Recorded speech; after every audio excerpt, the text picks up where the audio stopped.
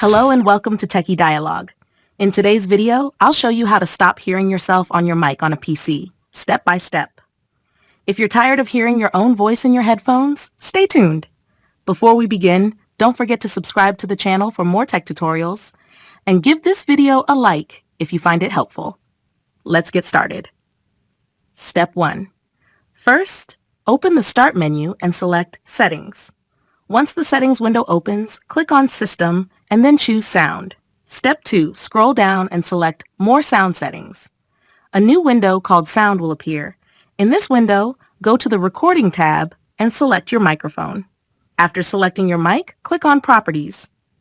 Step 3. In the Microphone Properties window, switch to the Listen tab.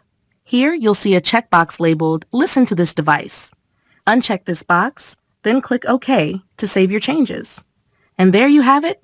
Thank you for watching, and I'll see you in the next tutorial.